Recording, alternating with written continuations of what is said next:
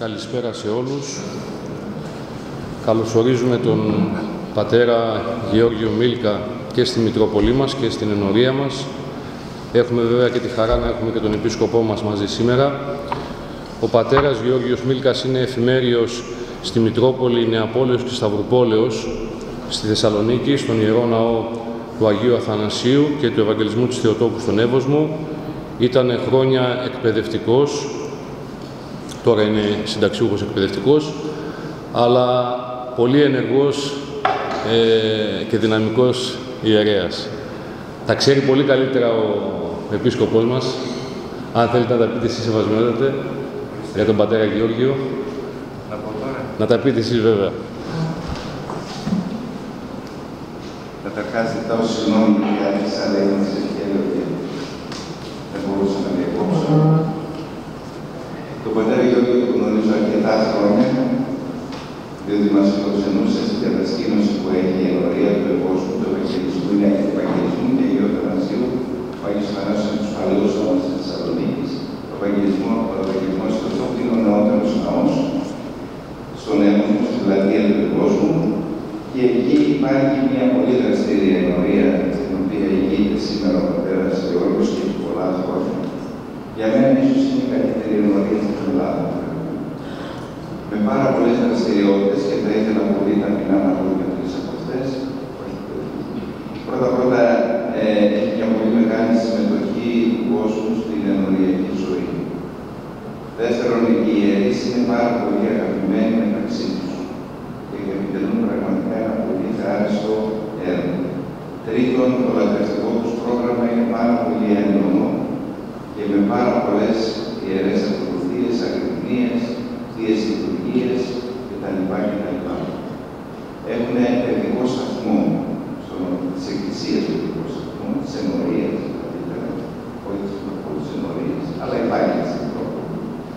Λοιπόν, με πολύ ενδιαφέρουσα, με δασκάλους, με αξιότατα παιδιά, τα οποία όλα είναι πνευματικά παιδιά, σχεδόν περισσότερο από το Χριστό, οι οποίοι εξομολογούνται, κοινωνούν και έχουν πνευματική ζωή. Και αυτό το μεταδίδουν και στα παιδιά. Επίσης, το έγραψαν τη σειρά, έχουν συσίτιο για 400 άτομα, τράπεζα αγάπης. Έχουν φτιάξει ένα σπίτι που το λένε το σπίτι των Αγγέλων και αυτό θα ήθελα να το έχουμε υπόψη μας. Είναι, πόσα διαμερίζονται τα territorium, 8 διαμερίσματα μικρά, στα οποία φιλοξενούν εντελώς δωρεάν και χωρίς καμία υποχρέωση, είτε ανθρώπους που έρχονται να νοσηλευτούν στη Θεσσαλονίκη στα μεγάλα νοσοκομεία, παραδείγματος χάρη ένας καρκινοπαθής και πρέπει να κάνει χημειοθεραπείες, καταλαβαίνετε ότι δεν μπορεί να νοικιάσει έξω αν δεν έχει συγγενείς, είναι πολύ δύσκολο αυτό. Και μπορούν να καταφέρουν σε αυτό το οίκημα, σε τα διαμερίσματα και εκεί να βρουν φαγητό, ύπνο, καθαριότητα, τα πάντα, τους παρέχουν τα πάντα. Απλώς μπαίνουν μέσα. Αυτό να το έχουμε υπόψη μας και εμείς φιλοξενούμε και συγγενείς ασθενών. Δηλαδή, ο ασθενής είναι στο νοσοκομείο, ο συγγενής που θα μείνει. Ο άνθρωπος που το συνοδεύει, κάπου πρέπει να μείνει. Λοιπόν, είναι πολύ σπουδαίο αυτό το έργο που κάνουμε και να το έχουμε υπόψη. Αν χρειάζεται να είναι για εμάς, αλλά αν χρειάζεται κάτι, μέσω της Μητροπόλεως, ο πατέρα Γεώργιο, θα μας βοηθήσετε και θα μας συνδράμουμε σε αυτό. Για να μην φέρνετε οι άνθρωποι. Και το άλλο είναι ότι μέσα στο προάβλιο της Εκκλησίας έχει χτίσει το γεροκομείο της Μητροπόλεως, της Σταυρουπόλεως, το πρώτο νομίζω, έτσι, τώρα γίνεται και το δεύτερο, δεν κάνω λάθος. Με υπηρεσίες, δηλαδή, να σου πω, δεν περιγράφουν οι υπηρεσίες που προσφέρουν όλο το προσωπικό, ο ιερέας που είναι υπεύθυνος και είναι αξιόλογος ειδικός, είναι το υπογράφος από τους λίγους που έχουμε στην Ελλάδα, έχει τελειώσει το Πολυτεχνείο στην Αθήνα και δουλεύει στην Ιερά αλλά είναι και διευθυντής του Γεωργοβιβλίου και λέγεται την Αθήνα, τη Θεσσαλονίκη, ο άνθρωπος είναι αξιοθαύμαστος. Και η κατασκήνωση την οποία έχουν είναι άριστη κατασκήνωση, έχει θα λέγαμε άισο σαν κατασκήνωση, τόσο σημαντική. Εκεί φιλοξενούν πάρα πολλά παιδιά και να σας ξεμολογηθώ και εγώ τον κόμμα που το ξέρω το ποιος είναι. Μια τέτοια κατασκήνωση θα μπορέσουμε να φτιάξουμε και εμείς και να δημιουργήσουμε, να δημιουργούμε και αν θέλετε να μας εμπιστευτείτε τα παιδιά σας, με πνεύμα ανοιχτό όμως, Χριστό. Και να είμαστε ανοιχτοί δηλαδή και στα αγόρια και στα κορίτσια, γιατί έχοντας ένα παιδί στην κατασκήνωση παράδειγμα για μια εβδομάδα, ουσιαστικά σου λένε με 5 χρόνια κατοικητικού. Τέτοια διαφορά υπάρχει. Γιατί στην κατασκήνωση έχεις το παιδί δίπλα, το καλοκύσματα έχει πολλές εμπειρίες, διδάσκει πολλά πράγματα, μαθαίνεις την ομαδική ζωή και στην οικογενειακή ζωή της κατασκήνωσης και οι ωφέλειες είναι πάρα πολλές. Είναι στη μακρινή της Ασυντροκάς του κατασκήνωση, εκεί μας φιλοξενούσε τώρα ο Παγιώργη, δεν ξέρω αν απαλλαγείται από εμάς, θα δούμε τι θα κάνει του χρόνου εμείς. Πιστεύω όμως και εμείς θα λειτουργήσουμε έτσι κατασκήνωση, αυτό είναι το όνειρο μου και το όνειρο μας, πιστεύω θέλουμε. Αυτά έκανα να πω. Ενωτήκης τώρα ξεχνάω κι άλλα. Είναι πάρα πολύ καλός εξομολόγος. Πολλά είπατε, Σαλαβιώτη. Άριστος θα λέγαμε, γιατί η εξομολόγηση είναι μεγάλη τέχνη. Ξέρετε, μεγάλη τέχνη. Και βοηθάει όταν μπορεί να βοηθήσει τον άνθρωπο, μπορεί να καταγραφώσει. Έχει δηλαδή πολύ μεγάλη προσοχή. Και ο πατήρ Γιώργος είναι από τους ελάχιστους, από τους λίγους εκείνους ειδικούς οι οποίοι πρέπει να καταστέκονται στο ύψος της αποστολής τους και συμβουλεύουν σωστά, αλλά και εξομολογούν, γιατί παρέχουν την άφηση ο Θεός, βέβαια μέσω αυτό, μέσω του Σωτού, παρέχει την άφηση των δυναμικών μας. Ευχαριστούμε, Σεβασμιότητε. Να συμπληρώσω με την ευχή σας, ο πατήρ Γεώργιος είχε ξαναρθεί στη Μητρόπολη μας με τον μακαριστό Μητροπολίτη Παύλο. Μας είχε μιλήσει σε μία σύναξη των ιερέων. Εκεί πήρα το πρώτο ερέθισμα. Το είπα βέβαια κιόλας. Μου άρεσε πολύ ο λόγος του και άρχισα να τον παρακολουθώ πιο πολύ έτσι στο διαδίκτυο. Και βέβαια ο σκοπός αυτής της σχολής γονέων είναι αυτός ακριβώς, η εμπειρία του πατρός Γεωργίου και η δική σας βέβαια, να βοηθήσουν και εμάς και όσους έτσι ενδιαφέρονται. Υπάρχει μια ομάδα στο Viber, όποιος θέλει μπορεί να αφήσει το τηλέφωνο του και το όνομά του για να τον βάλουμε. Καταγράφουμε όλες αυτές τις συναντήσεις για να μπορείτε να τις παρακολουθήσετε και βέβαια υπάρχει και ένας άλλος τρόπος μέσω ενός διαδικτυακού ραδιοφωνικού σταθμού που εκπέμπει εδώ στην πόλη μας και ευχαριστώ πάρα πολύ τα παιδιά που έχουν αυτό το σταθμό και παίζουν αυτές τις ομιλίες. Είναι ένα ραδιόφωνο που λέγεται Terirem. Στο διαδίκτυο μπορείτε να το βρείτε. Οπότε και εσείς να το βρείτε κάπου αλλού και έτσι ο ένας θα βοηθάει τον άλλο. Πατέρα Γεώργη, σας ευχαριστούμε που αποδεχτήκατε την πρόσκλησή μας. Σας καλωσορίζουμε στην Μητρόπολη και στην ενορία μας και είμαστε έτοιμοι να σας ακούσουμε. Συμπεριλαμβάνει την ευχή σας.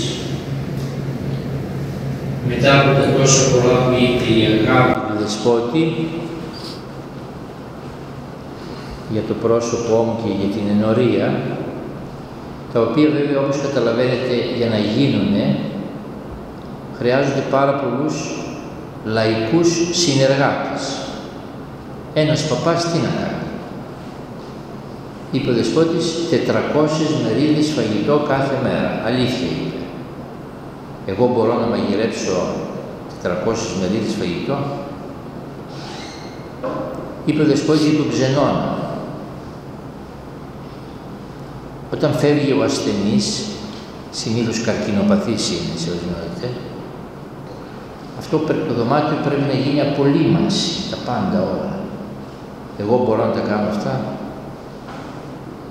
Υπάρχουν εκατοντάδες αφιερωμένοι, λαϊκοί, ολόκληρες οικογένειες, ο πατέρας, η μάνα και τα παιδιά τους, που προσφέρουν και σε σκλαβώνει αυτή η προσφορά αυτών των ανθρώπων οι οποίοι ανιδιοτελώς θυσιάζονται για την αγάπη του Χριστού και την αγάπη του ανθρώπου. Επομένως, αυτά τα οποία είπε ο Σεβασμιότατος, καταλαβαίνετε ότι πίσω από αυτά κρύβεται ένας μεγάλος αριθμός ανθρώπων οι οποίοι θυσιάζονται και στους οποίους βέβαια οι ιερείς είμαστε ευγνώμονες. Εγώ θα ήθελα να ευχαριστήσω τον δεσπότη το δικό μου, Νεαπόλεως Σταυροπόλεως Βαρνάβα, αδελφικό φίλο του Μητροπολίτη Παύλου, αδελφικό φίλο, ο οποίος μου έδωσε την ευλογία να βρίσκομαι εδώ. Θα ήθελα να ευχαριστήσω τον πατέρα Δημήτριο που δεν τον ήξερα. Δέχτηκα ένα τηλεφώνημα το καλοκαίρι για μια σχολή γονέων. Ακόμη δεν ξέραμε ποιος θα έρθει δεσπότης εδώ. Ήτανε χειρεύουσα η Μητρόπολη. Εγώ δεν ήξερα, λέω, είναι ενορίας, είναι της Μητροπόλεως. Ναι, λέει, θα έρθει, λέει, και ο γέροντάς σας, μου λέει ο παπάς, ο Μητροπολίτης Αργολίδας Νεκτάριος, που ήταν εδώ πέρα την επομένη της χειροτονίας του δεσπότη σας. Ο δεσπότης χειροτονήθηκε Κυριακή 16 Οκτωβρίου, Δευτέρα 17 Οκτωβρίου ήταν εδώ πέρα ο Μητροπολίτης Αργολίδας Νεκτάριος, που είναι ο πνευματικός μου και της οικογένειάς μας δηλαδή. Οπότε καταλαβαίνετε τώρα τι βαριά αισθάνομαι την ευθύνη να μιλήσω σε εσάς, που εδώ πέρα μίλησε ο Αργολίδος Νεκτάριος μπροστά στον Μητροπολίτη Δράμας Δωρόθεο, με την ευγενική πρόσκληση του πατρός Δημητρίου που δεν το γνώριζα. Ήρθα στην ενθρόνηση του δεσπότη και την ώρα που χαιρέτησα και έφευγα, βλέπω έναν παπά χαμογελαστό να με πλησιάζει. Τον ρωτάω, γνωριζόμαστε? Όχι, λέει, δεν γνωριζόμαστε. Αλλά θα έρθείτε, λέει, στις 12 του μηνός Δεκεμβρίου, εγώ είμαι ο παπάς που σας κάλεσα να έρθείτε. Και να βρίσκομαι εδώ σε αυτή την όμορφη εκκλησιά, την πάρα πολύ προσεγμένη. Μου έκανε εντύπωση, Σεβασμιότητε, πόσο προσεγμένη είναι η εκκλησία στις λεπτομέρειες. Στις λεπτομέρειες, ακόμα και εκεί στη ράμπα των αναπήρων ή τα καροτσάκια, τα κάγκελα δεν είναι ίσια, έχουν κοιλιά κάνουν για να τα πιάνεις πιο. Μου έκανε εντύπωση, πρώτη φορά το είδα αυτό. Δηλαδή ένας παπάς μάλλον είναι εδώ πέρα, ο οποίος προσέχει, ξημεροβραδιάζεται μέσα στην εκκλησία μάλλον και προσέχει και την τελευταία λεπτομέρεια. Σας ευχαριστώ.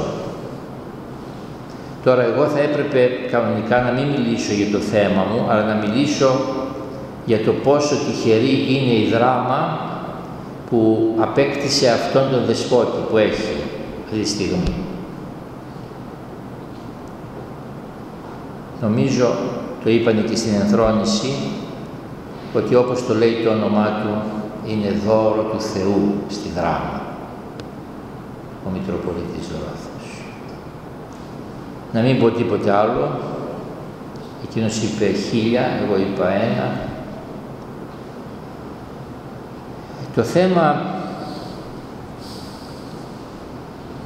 με το οποίο θα ήθελα να σας απασχολήσω είναι ένα πολύ μεγάλο θέμα για έναν επιτυχημένο, ευτυχισμένο γάμο. Να μιλάμε μέχρι τα μεσάνυχτα και να μην έχουμε πει και τίποτα για το θέμα αυτό. Γι' αυτό θα βγάλω το ρολόι μου, να το βλέπω, για να μην σας κουράσω παραπάνω από ό,τι πρέπει. Ξέρετε ένα ανέκδοτο σχετικά με το ρολόι, το ξέρετε? Μιλάνε, είναι δυο, όπως τώρα εμείς καλή ώρα με τον Πάτερ Δημήτριο, δυο καθηγητές πανεπιστημίου και έχουν από κάτω το ακροατήριο.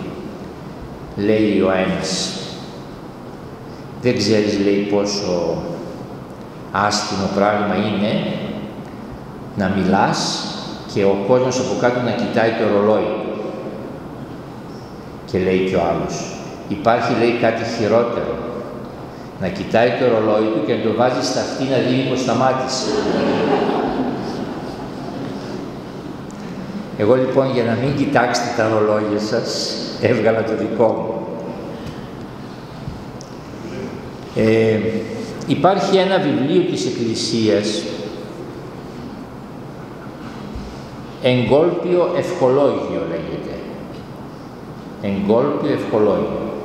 Το έχει γράψει ο Μητροπολίτης Νέας Ιωνίας και Φιλαδελφίας Τιμόθεος. Εκοιμήθη. Ο Τιμόθεος τον διεδέχθη ένας Κωνσταντίνος, εκοιμήθηκε ο Κωνσταντίνος, τώρα είναι ένας Γαβρίλ εκεί. Και το οποίο έχει ευχές που διαβάζουμε όταν κάνουμε έναν αγιασμό στο τέλος, ανάλογα με την περίσταση. Αν κάνουμε δηλαδή αγιασμό σε παιδικό σταθμό, ειδική ευχή. Αν κάνουμε αγιασμό σε ιχθυοπολείο, ειδική ευχή. Αν κάνουμε αγιασμό σε συμβολεογραφείο, ειδική ευχή. Τα έγραψε αυτός ο Μητροπολίτης Τιμόθεος Ματθεάκης. Από αυτό το εγκόλπιο ευχολόγιο διάλεξα και θα σας τη δώσω σε φωτοτυπία την ευχή που διαβάζουμε, λέει επάνω ο τίτλος, «Επί ευλογία πρικών και κλίνης μελονύμφων». Όταν καλούν τον παπά στο σπίτι των μελονύμφων ή νεονύμφων να διαβάσει την πρίκα και να ευλογήσει την πρίκα και το καινούριο σπιτικό. Υπάρχει μια πάρα πολύ ωραία ευχή για αυτό το πράγμα. Δεν θα καθυστερήσουμε περιγράφοντας τη σύγχρονη οικογένεια. Τη ζούμε, είτε σε εμάς είτε στους διπλανούς μας. Θα περιοριστούμε να αναφέρουμε ένα περιστατικό, απίστευτο και όμως αληθινό. Μία έκθεση ενός μαθητή δημοτικού στις Ηνωμένες Πολιτείες. Τι να ζητήσω από το Θεό, επιγράφεται το θέμα της εκθέσεως. Θεέ μου, απόψε σου ζητάω κάτι που το θέλω πάρα πολύ. Θέλω να με κάνεις τηλεόραση. Θέλω να πάρω τη θέση της τηλεόρασης που είναι στο σπίτι μου. Να έχω το δικό μου χώρο, να έχω την οικογένειά μου γύρω από μένα. Να με παίρνουν στα σοβαρά όταν μιλάω. Θέλω να είμαι στο κέντρο της προσοχής και να με ακούνε οι άλλοι χωρίς διακοπές ή ερωτήσεις. Θέλω να έχω την ίδια φροντίδα που έχει η τηλεόραση όταν δεν λειτουργεί. Όταν είμαι τηλεόραση, θα έχω την παρέα του πατέρα μου όταν έρχεται στο σπίτι από τη δουλειά, ακόμα και αν είναι κουρασμένος. Και θέλω τη μαμά μου να με θέλει όταν είναι λυπημένη και στεναχωρεμένη, αντί να με αγνοεί. Θέλω τα αδέλφια μου να μαλώνουν για το ποιος θα περνάει ώρες μαζί μου. Θέλω να νιώθω ότι η οικογένειά μου αφήνει τα πάντα στην άκρη, πότε-πότε, μόνο για να περάσει λίγο χρόνο με μένα. Θεέ μου, δεν ζητάω πολλά, θέλω μόνο να γίνω σαν μια τηλεόραση. Η δασκάλα που τη διάβαζε την έκθεση αυτή, καθώς βαθμολογούσε, έκλαιγε. Ο σύζυγός της τη ρώτησε τι συμβαίνει. Αυτή απάντησε, διάβασε αυτή την έκθεση, την έχει γράψει ένας μαθητής μου. Ο σύζυγος αφού τη διάβασε είπε, Θεέ μου, το καημένο το παιδί, τι αδιάφοροι γονείς είναι αυτοί. Τότε η δασκάλα τον κοίταξε στα μάτια και του είπε, αυτή η έκθεση είναι του γιού μας.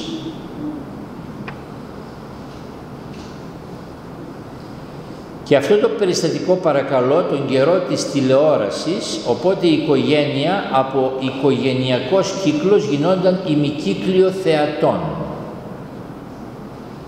Πριν μπει στη ζωή μας το άλλο μεγαλύτερο ναρκωτικό, το ίντερνετ. Αποξένωση, έλλειψη τέλεια επικοινωνίας. Αν και με την τηλεόραση υπήρχε αποξένωση, θυμάμαι κάποια στιγμή έναν επίτροπό μου, τον ρώτησα πού πηγαίνεις, λέει πάω να αγοράσω τηλεόραση. Λέω χάλασε λέω, η τηλεόρασή σας και πάτε να αγοράσετε καινούργια. Κουνάει το κεφάλι του στεναχωρημένος, λέει όχι πάτερ, είναι η τρίτη τηλεόραση που παίρνουμε. Γιατί η γυναίκα μου θέλει να βλέπει σύρια, ο γιος θέλει να βλέπει αθλητικά, 3 άτομα στο σπίτι, εγώ θέλω πολιτικά, με ενδιαφέρουν ειδήσεις, 3 άτομα, 3 τηλεοράσεις. Τώρα με το ίντερνετ τα ξέρετε. Εμείς εδώ θα προσπαθήσουμε να δώσουμε μερικές αφορμές προβληματισμού πάνω στο κέριο θέμα του γάμου και της οικογένειας. Και έχετε μπροστά σας αυτή την προσευχή που έγραψε ο Μητροπολίτης Τιμόθεος, επί ευλογία πρικών και κλίνης μελονύμφων, και η οποία διαβάζεται στον αγιασμό που γίνεται στο σπίτι των μελονύμφων. Όπως βλέπετε στη φωτοτυπία, έχω υπογραμμίσει 3 σημεία στη δεύτερη σελίδα. Αρχίζουμε από το 3ο σημείο, εκεί κάτω-κάτω που λέει και λοιπά, ευλόγησε Κύριε και τα λοιπά θαυμαστά και ωραία φιλοτεχνήματα. Εκεί λοιπόν προς το τέλος της ευχής ζητάμε το Θεό να ευλογήσει τα υλικά αγαθά που γεμίζουν το καινούριο σπίτι. Λέει η ευχή, τη νεαρά φωλεά των μεμνηστευμένων δούλων σου, τη φωλιά τους να ευλογήσει ο Θεός. Πολύ σημαντικό. Μερικοί χριστιανοί νομίζουν ότι η πίστη μας ενδιαφέρεται μόνο για την ψυχή και τα πνευματικά. Εμείς όμως ξέρουμε ότι και το σώμα και τα υλικά είναι δημιουργήματα του Θεού και ό,τι έφτιαξε ο Θεός είναι καλό λίαν. Αρκεί βέβαια να θυμόμαστε ότι πρώτα είναι η ψυχή και τα πνευματικά και μετά είναι το σώμα και τα υλικά. Πολύ λοιπόν σημαντικό να ευλογηθούν τα υλικά υπάρχοντα που υπάρχουν μέσα σε ένα καινούριο σπίτι, ώστε να είναι τόσα όσα χρειάζονται. Ούτε παραπάνω να κουράζεται η νοικοκυρά να τα τακτοποιεί, ούτε λιγότερα όμως να τους λείπουνε και να στεναχωριούνται. Τόσα όσα χρειάζονται. Είναι αυτό βέβαια η πιο σημαντική προϋπόθεση ευτυχίας σε έναν γάμο, το να υπάρχουν τα υλικά αγαθά, γιατί δυστυχώς είναι αληθινή η παροιμία, όπου φτώχεια και γκρίνια. Υπάρχουν και πιο σημαντικά όμως πράγματα σαν προϋποθέσεις. Από τα σημαντικότερα που προηγούνται θα σημειώσουμε 2. Το πρώτο, κριτήρια επιλογής συντρόφου. Πώς θα διαλέξουμε δηλαδή τον άνθρωπό μας. Γράφει κάπου ο σοφός πατήρ Επιφάνιος Θεοδωρόπουλος, όσοι είστε υποψήφιοι για γάμο, πολύ προσοχή στην εκλογή συζύγου. Μη σας δελεάσουν εξωτερικά θέλγητρα. Πάσα η δόξα της θυγατρός του βασιλέως έσωθεν. Πάσα η δόξα. Κοιτάτε τον έσω άνθρωπο, να έχει εσωτερικά κοσμήματα, όχι εξωτερικά περιδέρεα, υλικό πλούτο δηλαδή, ή καλονή σώματος, ή εφηβεία, ή... Αυτά είναι δευτερεύοντα. Το πρωτεύον το οποίο θα κοιτάξετε, να έχει φόβο Θεού, να έχει διάθεση θυσίας, να έχει πνεύμα αυταπάρνησης, να μην έχει εγωισμό, να μην έχει αυταρχισμό. Πολύ προσοχή και θερμή προσευχή για το θέμα του γάμου. Ιδιαιτέρως γι' αυτό. Και λίγο παρακάτω γράφει, στόχος η Βασιλεία του Θεού. Λίγο παρακάτω τον ρωτάμε, γέροντα, υπάρχει μία άποψη ότι οι χριστιανοί πρέπει να παντρεύονται ανθρώπους μακριά από το Θεό για να τους βοηθήσουν να έρθουν κοντά. Ακούστε την απάντηση.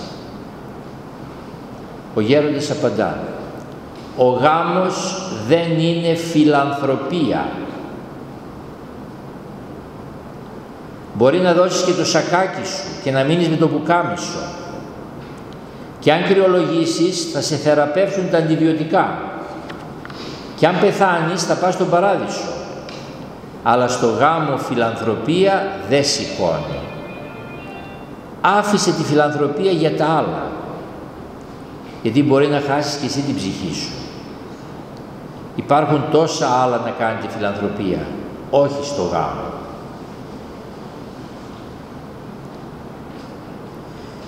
Είπαμε εκτός από τα υλικά αγαθά, άλλα δύο. Το ένα είναι τα κριτήρια και το δεύτερο.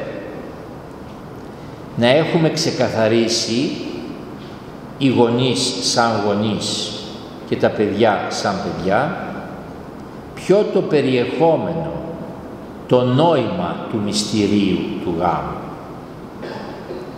Τι θα πει πρώτα μυστήριο, τι είναι το μυστήριο, τα μυστήρια της Εκκλησίας. Μυστήριο της Εκκλησίας είναι όταν ο Σεβασμιώτης πριν από λίγο ήταν σε ευχέλαιο, προσφέρουμε κάτι στο Θεό, την υγεία μας και την αρρώστια μας, ζητάμε να την ευλογήσει ο Θεός και να την ξαναπροσφέρει την υγεία μας πίσω ευλογημένη και πολλαπλασιασμένη, όχι υγεία μόνο σώματος, αλλά υγεία ψυχής και σώματος. Εισίαση, όταν χρειόμαστε με το Άγιο Έλειο, χρειόμαστε εισίαση ψυχής και σώματος. Πάμε στο μυστήριο της Θείας Ευχαριστίας, στη Θεία Λειτουργία. Τι κάνει ο παπάς? Παίρνει ψωμί και κρασί, το οποίο του το φέρατε εσείς. Κάποια στιγμή το υψώνει, τα σα εκ των σών σύ προσφέρομεν, να το πάρει ο Θεός, να το ευλογήσει, το ψωμί και το κρασί, και να τα ξαναστείλει πίσω σε μας, όχι σαν ψωμί και κρασί, αλλά σαν κάτι ασυγκρίτους ανώτερο. Σώμα και αίμα Χριστού. Τι γίνεται στο μυστήριο του γάμου? Έρχονται οι δύο μελόνυμφοι εδώ μπροστά στο Θεό και τους ανθρώπους, στέκονται ο ένας δίπλα στον άλλον και είναι σαν να λένε στο Θεό: εμείς, Θεέ μου, αποφασίσαμε να βαδίσουμε μαζί το δρόμο της ζωής. Αυτό είναι πολύ δύσκολο, θέλει πολύ αγάπη. Εμείς καταφέραμε να κτίσουμε λίγη αγάπη. Αυτή τη λίγη αγάπη σου την προσφέρουμε, να την πάρεις, να την ευλογήσεις και να την ξαναστείλεις πίσω σε μας, όχι μικρή και ανθρώπινη, αλλά κάτι ασυγκρίτως ανώτερο, σαν την αγάπη τη δικιά σου, που έφτασε μέχρι το Σταυρό για μας τους ανθρώπους. Γιατί είναι αλήθεια ότι δεν αρκεί αγάπη στο γάμο, χρειάζεται και πνεύμα θυσίας. Πράγματι ο δρόμος του γάμου είναι δύσκολος. Λένε στο Άγιον Όρος, αυτό το άκουσα στη Σιμονόπετρα, το λέω γιατί κάποιοι είναι Σιμονοπετρίτες εδώ, αυτοί που έχουν το κανάλι. Λένε λοιπόν στο Άγιον Όρος, ο δρόμος του μοναχισμού ασφαλτοστρωμένος, ο δρόμος του γάμου χωματόδρομος. Και με λακκούβες. Και με λακκούβες, λέει ο παππούλης. Και πίστευα να το λέτε εκ πείρας. Θα φάνει. Προς το παρόν, ακόμα. Κι αν για όλους ισχύει το του Αγίου Νικολάου Βελιμίροβιτς, δρόμος δίχως Θεό δεν αντέχεται, πόσο μάλλον ισχύει για τα ζευγάρια. Ο δρόμος του γάμου δύσκολος, αλλά ωραίος. Πώς? Ερχόμαστε στο δεύτερο σημείο, λίγο παραπάνω, εκεί που είναι το 2 το λατινικό, εν το συνδέσμο της αγάπης. Πριν κάποια χρόνια στις κατασκηνώσεις ενορίας μας, σε τριήμερο για κυρίες, είχαμε φιλοξενήσει τον ιερέα και παιδοψυχίατρο πατέρα Σταύρο Κοφινά. Μακάρι να μπορούσατε να τον φέρετε. Αθήνα. Είναι ένας ιερέας που είναι και ψυχίατρος, Ελληνοαμερικανός. πατήρ Σταύρος Κοφινάς. Όπου βρείτε βιβλίο με συγγραφέα τον πατέρα Σταύρο Κοφινά, μην το αφήσετε. Ανάμεσα στα άλλα πολύτιμα που μας είπε, μας δίδαξε ότι οι πολλές αγάπες που έχουμε στην καρδιά μας έχουν μια σειρά. Ξέρετε, μέσα μας, στην καρδιά μας έχουμε πολλές αγάπες. Αγαπάμε τους γονείς μας, αγαπάμε τα αδέλφια μας, αγαπάμε τους γειτόνους, αγαπάμε μια ομάδα, αγαπάμε ένα κόμμα, αγαπάμε την πατρίδα μας, αγαπάμε τον σύζυγό μας, αγαπάμε τα παιδιά μας, αγαπάμε τα γράμματα, πολλές αγάπες. Οι αγάπες αυτές, λέει ο πατήρ Σταύρος Κοφινάς, δεν είναι ανακατεμένος ο ερχόμενος, πρέπει να έχουν μια σειρά. Ποια είναι αυτή η σειρά? Πρώτη αγάπη είναι ο Χριστός, από τον οποίο όλα ξεκινούν και στον οποίο όλα τελειώνουν. Δεύτερη αγάπη είναι ο σύζυγός μας, που μας τον χάρισε ο Χριστός. Και τρίτη αγάπη είναι τα παιδιά μας, που μας τα χάρισε ο σύζυγός μας.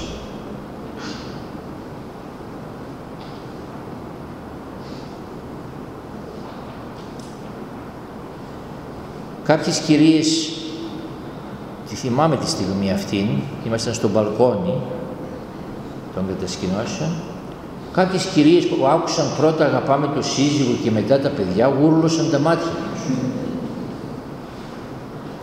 Και κάποιες τόλμησαν να πούνε ότι εμείς που είμαστε Ελληνίδες μάνες, παίζει ρόλο κι αυτό, αυτός Ελληνοαμερικανός, εμείς που είμαστε Ελληνίδες μάνες, ζούμε και πεθαίνουμε για τα παιδιά μας. Και εσύ μας λες τώρα, πρώτα ο Χριστός, καλά, αυτό να το δεχτούμε, εντάξει. Μετά ο σύζυγος και μετά τα παιδιά.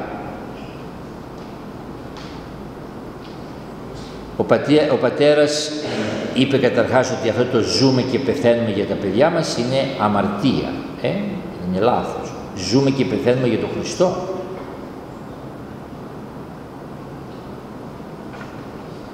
Και μετά τον Χριστό πρέπει να είναι η αγάπη προς τον σύζυγο, ακόμα και μετά την απόκτηση των παιδιών. Γιατί διαφορετικά θα έχουμε πολλά άλλα προβλήματα. Εστιαζόμενοι οι γονείς στα παιδιά με τρόπο υπερβολικό, χάνουν ακόμα περισσότερο τη μεταξύ τους ουσιαστική επαφή και αποξενώνονται. Δεν μιλούν για τα κέρια και τα σημαντικά της σχέσης. Δεν επικοινωνούν παρά μόνο για πρακτικά θέματα. Τι θα φάνε, ποιος θα ψωνίσει, τι ρούχα θα αγοράσουν, ποιος θα πληρώσει τους λογαριασμούς, σε ποιο φροντιστήριο θα πάνε τα παιδιά.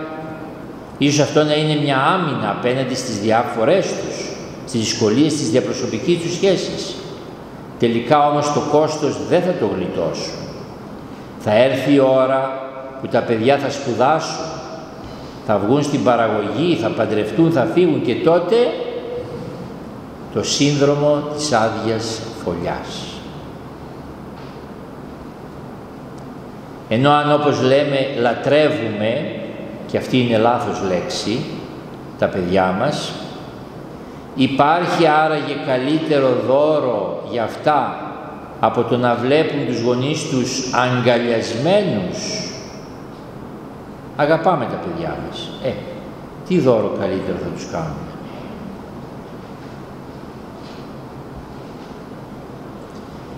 Δεν είναι βέβαια αυτός ο χειρότερος ή ο μόνος εχθρός της αγάπης. Η τρίτη,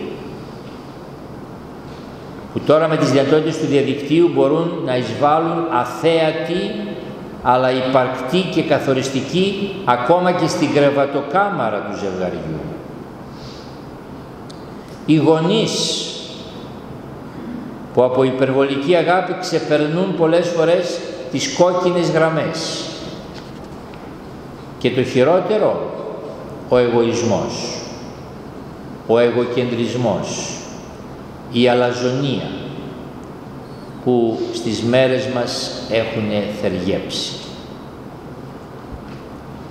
και αυτά είναι εχθροί του γάμου, της αγάπης, μπορούν να αρρωστήσουν και το χειρότερο να πεθάνουν την αγάπη.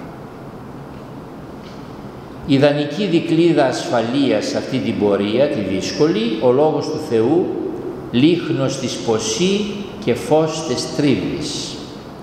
Και ο πνευματικός, ή δυνατόν ο κοινός πνευματικός, αφού άνθρωπος ασυμβούλευτος, πλοίο ακυβέρνητο, λένε οι Άγιοι Πατέρες. Σχολιάσαμε από την ευκούλα που έχετε στα χέρια σας το κάτω-κάτω κομμάτι. Σχολιάσαμε εν το συνδέσμο της αγάπης. Τώρα ερχόμαστε στο τρίτο και τελευταίο. Παρακαλάει η ευχή αυτή να αξιωθούν αυτό το ζευγάρι που διαβάζουν στο σπίτι τους την πρίκα και το νηφικό κρεβάτι, να αξιωθούν να δούνε παιδιά των παιδιών τους.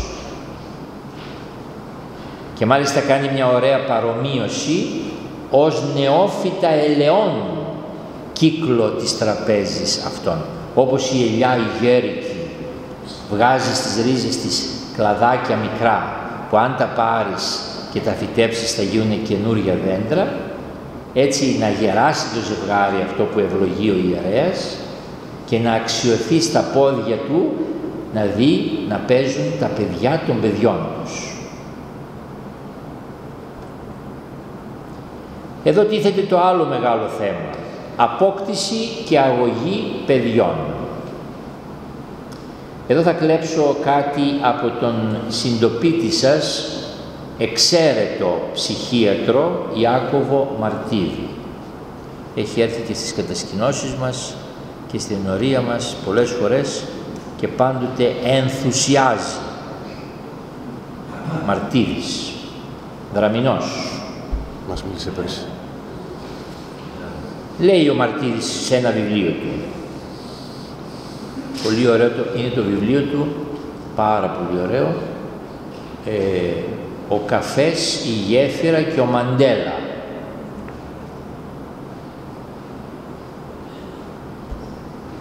Ο καφές, η γέφυρα και ο Μαντέλα. Παίρνω ποσοστά, γι' αυτό το διαφημίζω. Ναι. Και μάλιστα το διαφημίζω και διαδικτυακά. Μεγαλύτερα ποσοστά. Το 2012 με κάλεσε ένας πολιτιστικός σύλλογος και μου ζήτησε να αναπτύξω το θέμα ποιος είναι ο σωστός γονιός. Ενημέρωσα το ακροατήριο ότι για το συγκεκριμένο θέμα έχω έτοιμες 2 εισηγήσεις, που η μία διαρκεί 13 δευτερόλεπτα και η άλλη 20 λεπτά. Τους πρότεινα να επιλέξουν την εισήγηση που θα προτιμούσαν. Επέλεξαν παμψηφί την πρώτη, ίσως γιατί δεν πίστευαν ότι θα μπορούσε να υπάρχει μια τόσο σύντομη εισήγηση. Η εισήγηση ήταν η εξής. Σωστός γονιός είναι ο άχρηστος γονιός. Δηλαδή ο γονιός που φροντίζει και εκπαιδεύει το παιδί του να πατήσει τόσο καλά στα πόδια του, ώστε να μην τον χρειάζεται. Να καταστεί ο γονιός βαθμία άχρηστος για το παιδί του. Η συζήτηση που ακολούθησε κράτησε 3 ώρες. Εδώ τελειώνει ο Μαρτίδης. Πολλά τα προβλήματα στο δρόμο για το σωστό γονιό. Θα επισημάνουμε 3. Τα άκρα.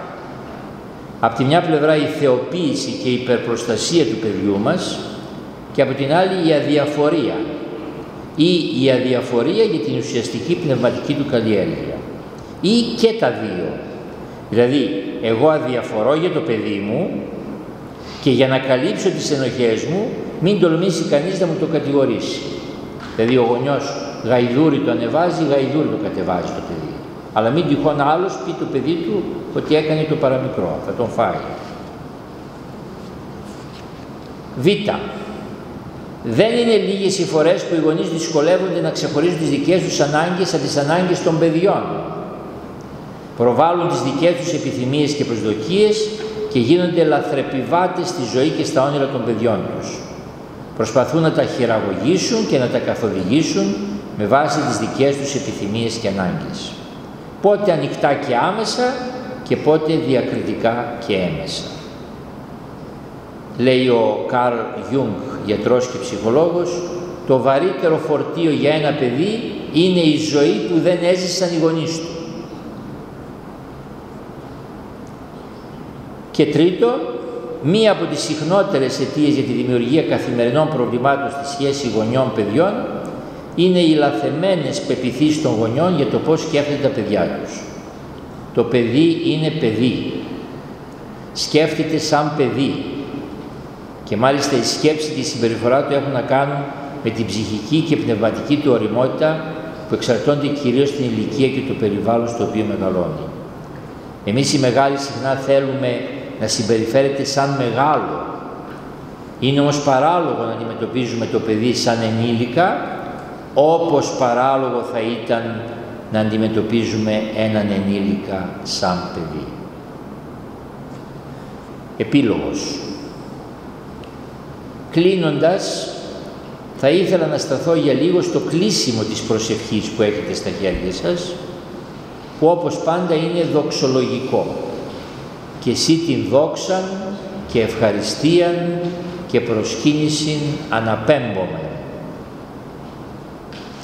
Αυτός ο δοξολογικός τρόπος κλεισίματος της προσευχής αυτής μας θυμίζει κάτι που επισημαίνει ο άλλος μεγάλος ψυχίατρος, χριστιανός κι αυτός, Δημήτρης Καραγιάννης. Λέει στο τέλος του υπέροχου βιβλίου του «Ρογμές και αγγίγματα» ότι υπάρχουν δύο τρόποι αντιμετώπισης της ζωής. Φαίνεται αυτό το τελευταίο να μην έχει σχέση με το θέμα μας, αλλά έχει και παραέχει. Ο ένας τρόπος αντιμετώπισης της ζωής είναι ο μίζερος τρόπος. Τον περιγράφει ο συγγραφέας Καραγιάννης, ψυχίατρος. Αυτός θα μπορούσαμε να πούμε πως βλέπει το ποτήρι μισοάδιο, μιζέρια, όλα μαύρα και άραχνα. Και ο άλλος τρόπος είναι ο ευχαριστιακός τρόπος ζωής, τον οποίο τον περιγράφει πανέμορφα και εκπληκτικά.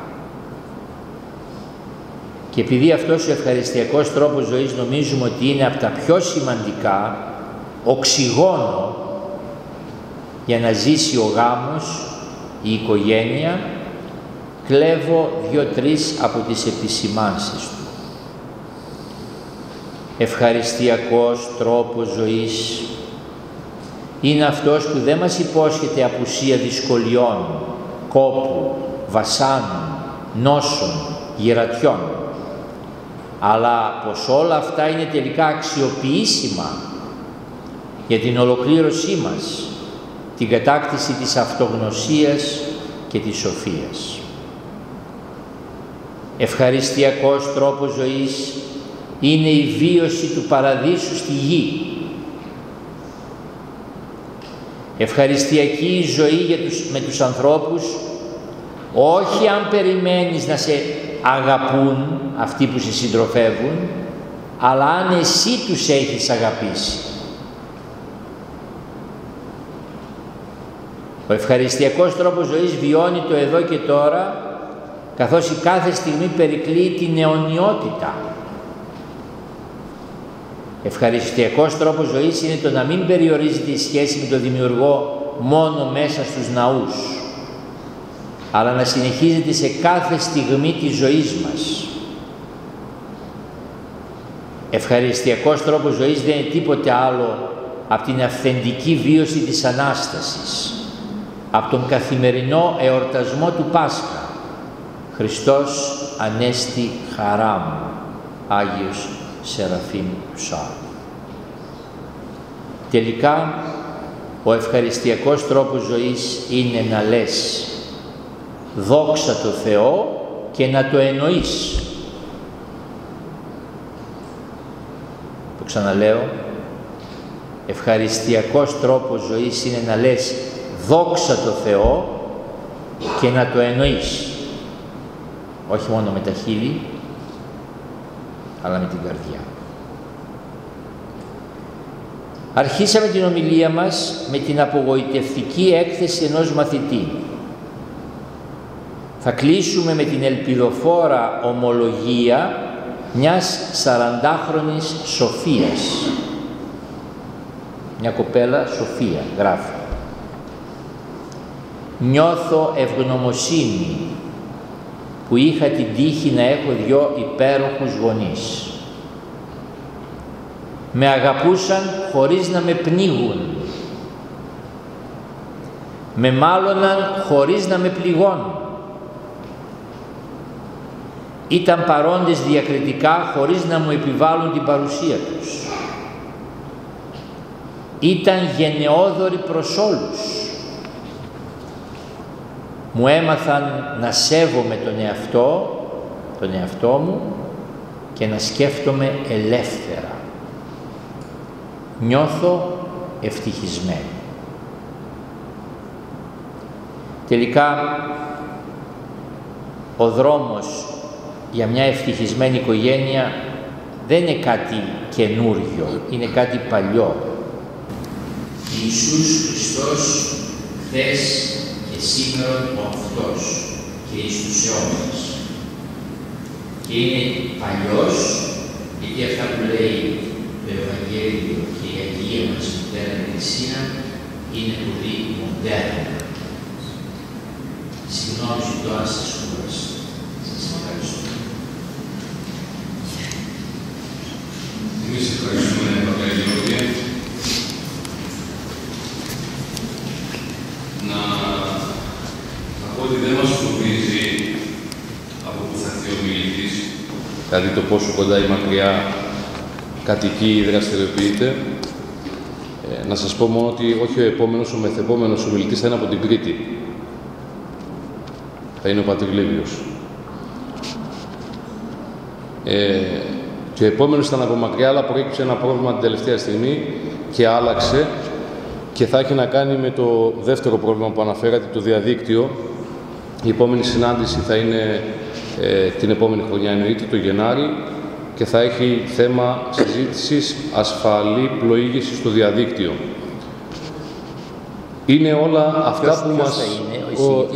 Εδώ ένας γραμμινός αστυνομικός, είναι διοικητής στο τμήμα του Νευροκοπείου, έχει σπουδάσει κοινωνιολογία και ήταν και ενορίτης μας, τώρα βέβαια μένει κάπου αλλού. Ήταν πρόβλημα της τελευταίας στιγμής, οπότε έπρεπε να το καλύψω πολύ γρήγορα. Προέκυψε χθες γιατί υπήρχε προσωπικό πρόβλημα.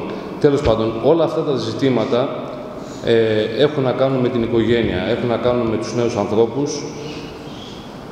Αυτά που είπε ο πατέρας Γιώργος, νομίζω τα έχουμε ακούσει, τα έχουμε διαβάσει πολλές φορές, ή και αν δεν τα έχουμε ακούσει και αν δεν τα έχουμε διαβάσει, οφείλουμε κατά κάποιο τρόπο να τα ψάξουμε. Είναι πολύ χρήσιμα.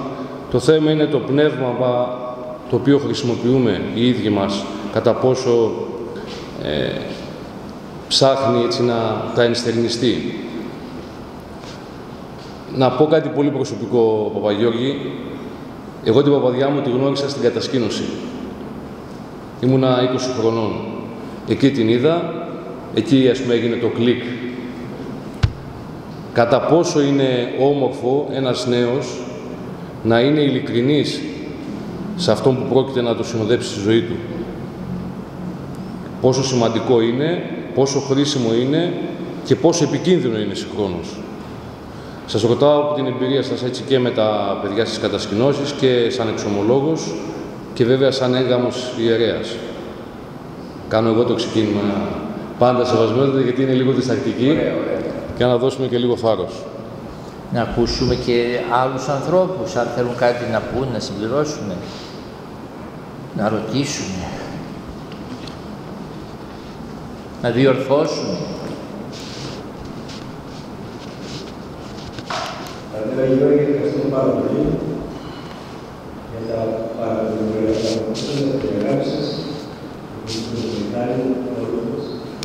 Αλλά θα ήθελα να κάνετε ένα μικρό σχολιασμό. Αν υπάρχει κάποια διαφορά ή δεν υπάρχει τελικά μεταξύ αγάπης και έρωτος. Πρέπει να σας το ευχαριστώ. στα κριτήρια του γάμου που λέτε.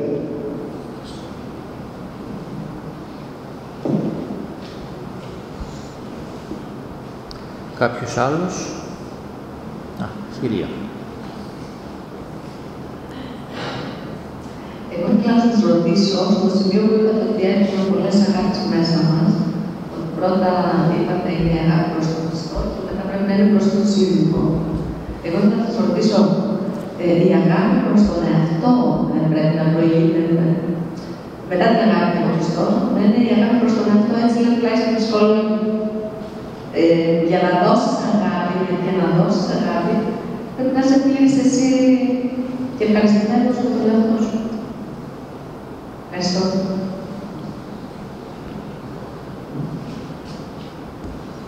Μάλιστα. Βλέπω κι άλλο ένα χέρι, αλλά να προσπαθήσουμε λίγο να απαντήσουμε σε αυτά και μετά να... Ναι, πέστε. Τις τρεις αγάπες που είπατε, είδαμε τώρα για τον Θεό, για τον Χριστό, η δεύτερη δικαιοσύνη, συλλογική για τα παιδιά. Οι γονείς είναι αμέσως μετά επόμενοι. Καλό θα ήταν να ήταν αμέσως επόμενοι. Τι καλό θα ήταν? Καλό θα ήταν να ήταν αμέσως επόμενοι, δηλαδή η δεύτερη. Καλό θα ήταν. Ευχαριστώ.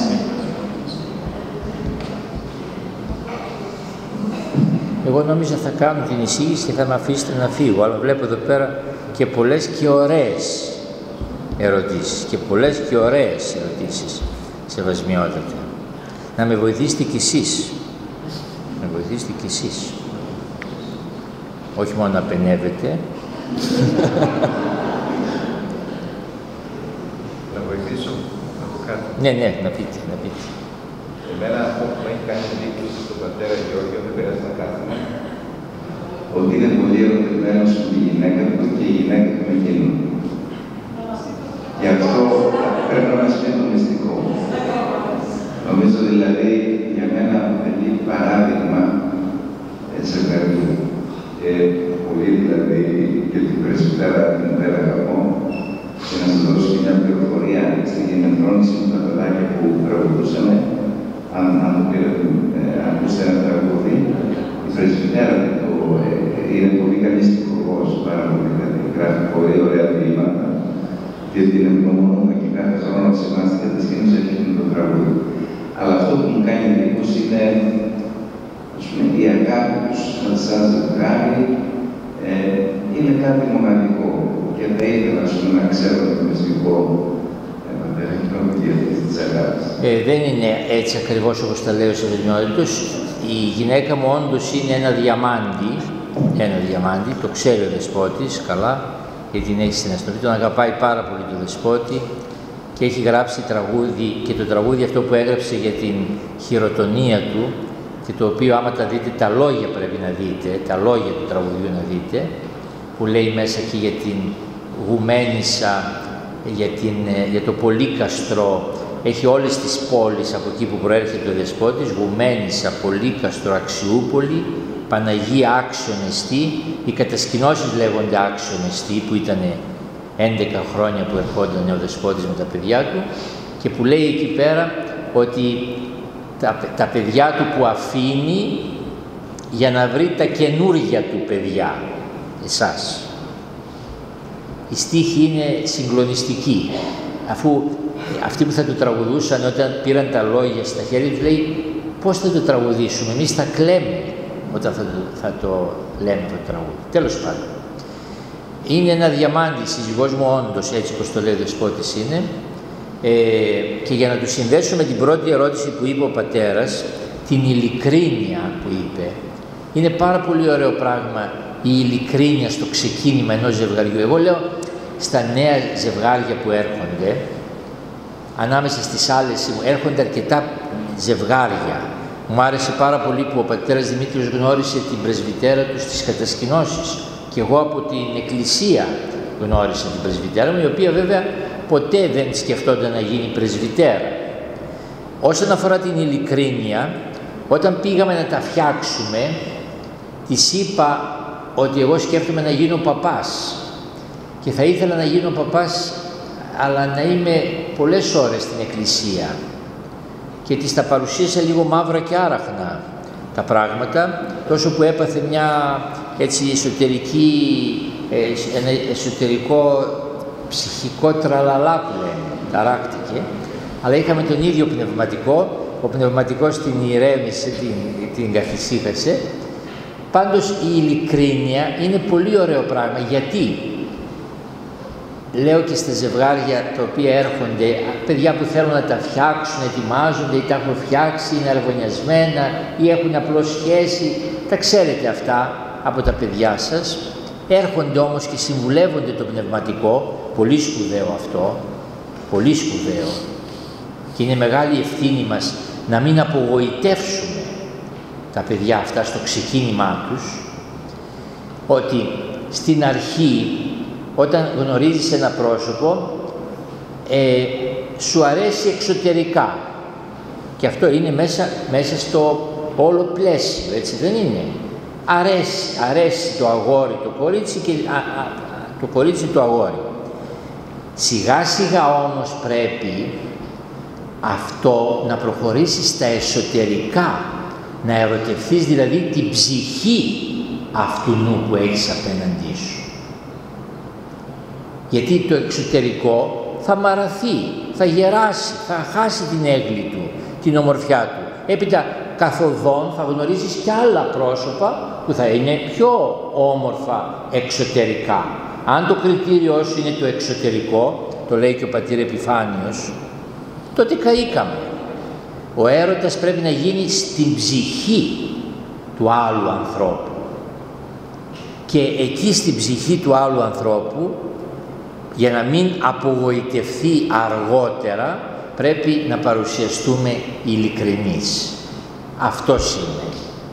Έχω αυτά τα καλά και αυτά τα στραβά και ζητώ τη βοήθειά σου. Αυτό ακριβώς είναι και το νόημα του ποιος είναι ο σκοπός του γάμου. Μερικοί χριστιανοί νομίζουν ότι ο σκοπός του γάμου, λέει η Εκκλησία, είναι η απόκτηση παιδιών. Αυτό είναι λάθος. Δεν είναι ο πρώτος σκοπός του γάμου η απόκτηση παιδιών. Αν ήταν έτσι, τότε τα ζευγάρια τα οποία είναι άτεκνα τι έπρεπε να κάνουν? Πρώτος σκοπός του γάμου είναι η σωτηρία. Η λέξη σωτηρία βγαίνει από τη λέξη σώος, ολοκληρωμένος. Σωτηρία θα πει ολοκλήρωση. Μόνος μου είμαι λειψός. Ψάχνω να βρω τον άνθρωπο που θα με βοηθήσει να γίνω ολοκληρωμένος. Αυτήν το λειψός αυτό, η ειλικρίνεια είναι που θα το φανερώσει στον άλλον άνθρωπο. Τώρα για την αγάπη και τον έρωτα που λέτε, εδώ έχουν ελεγχθεί πάρα πολλά και έχουν γραφτεί και βιβλία κτλ. Νομίζω πρακτικά είναι έρωτας αυτό το οποίο, με το οποίο ξεκινάει ο νέος άνθρωπος, οι νέοι άνθρωποι, και το οποίο σιγά σιγά εξελίσσεται σε αγάπη. Βέβαια το πρόβλημα νομίζω είναι το ότι πολλές φορές οι νέοι άνθρωποι μπερδεύουν τον έρωτα με τον ενθουσιασμό. Και νομίζω ότι η διάκριση έρωτα-ενθουσιασμού είναι η εξής. Ενθουσιασμός είναι το πυροτέχνημα.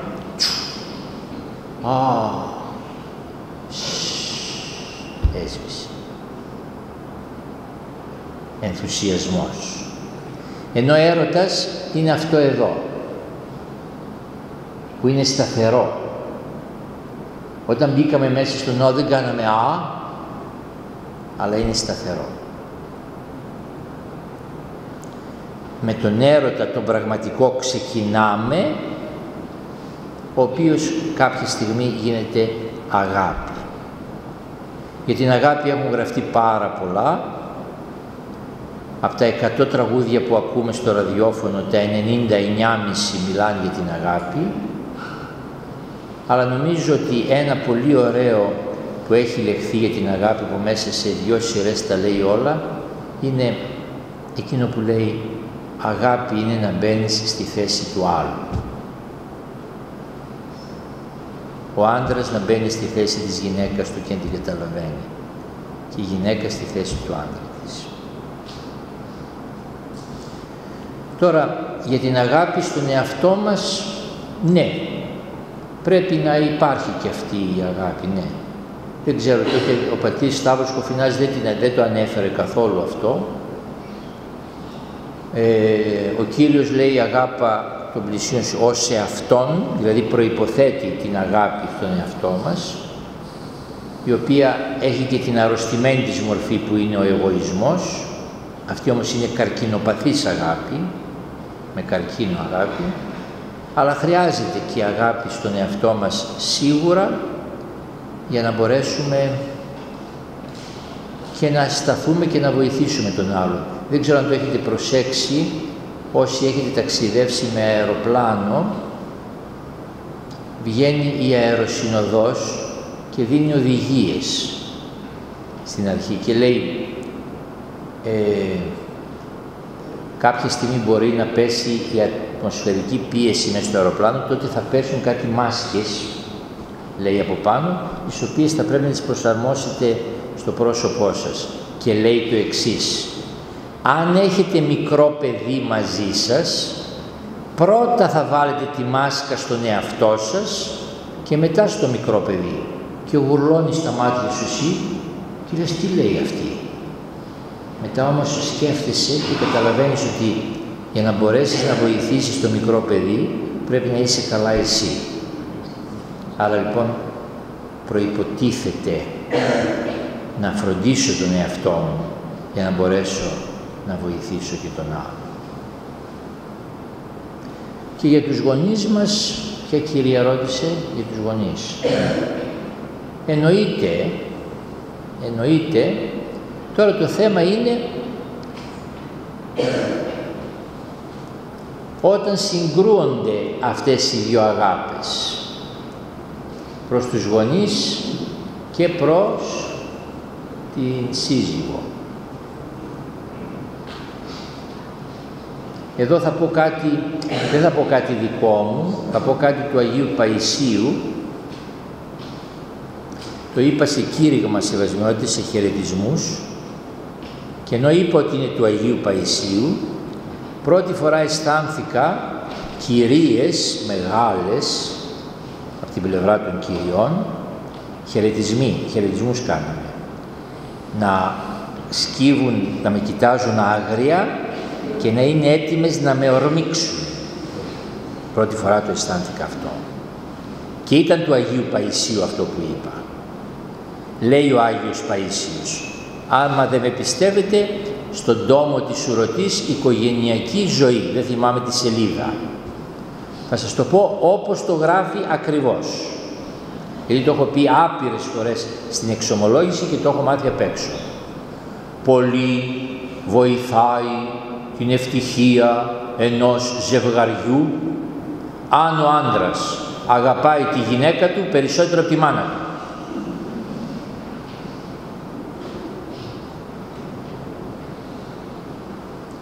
Αισθάνθηκα τις γυναίκες τις μεγάλες έτοιμες να με ορμήξουν και για να τις προλάβω λέω, αυτές που τώρα στεναχωρέθηκαν με αυτό που άκουσαν, να θυμηθούνε τι τράβηξαν οι ίδιες τους όταν ο άντρας τους αγαπούσε τη μάνα του περισσότερο από αυτές.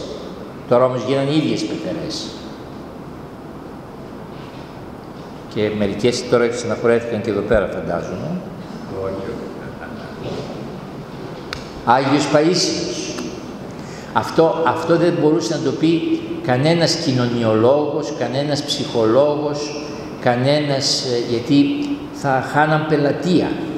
Ο Άγιος Παΐσιος όμως νομίζω δεν ενδιαφερόνταν για την πελατεία, ενδιαφερόνταν για την αλήθεια.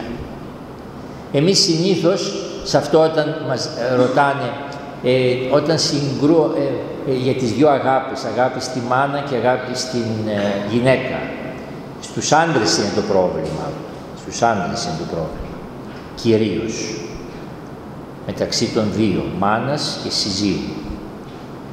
Εμείς συνήθως όταν μας ρωτάνε κάτι τέτοιο λέμε άλλο είναι η αγάπη στη μάνα και άλλο η αγάπη στη σύζυγο. Χαίρομαι πολύ, το ξέρουμε ότι είναι άλλο. Αυτό έλειπε. Το θέμα είναι όταν συγκρούονται τι γίνεται. Εκεί είναι το πρόβλημα. Και την απάντηση τη δίνει ο Άγιος Παΐσιος. Φοβερή απάντηση. Ο αγράμματος Άγιος Παΐσιος. Σαν τον αγράμματο Άγιο Σπυρίδωνα που γιορτάζει σήμερα. Θέλει κάποιος άλλος να ρωτήσει κάτι? Νομίζω πως όχι. Πολύ ωραία. Ευχαριστούμε και πάλι, Πατέρα Γεώργιε. Να είστε καλά. Καλά Χριστούγεννα να έχουμε. Εγώ σας ευχαριστώ. Καλά Χριστούγεννα έχουμε. Με το καλό του έτους. Και καλή δύναμη σε όλους. Να περάσετε όμορφα με τις οικογένειές σας βέβαια. Στις 14 Ιανουαρίου θα είναι η επόμενη συνάντηση, είναι η μέρα Σάββατο. Σάββατο και Δευτέρα θα είναι η τελευταία, μετά τον Φεβρουάριο, πρώτο Θεός. 14 Ιανουαρίου. Να είστε καλά. Ευχαριστούμε πολύ.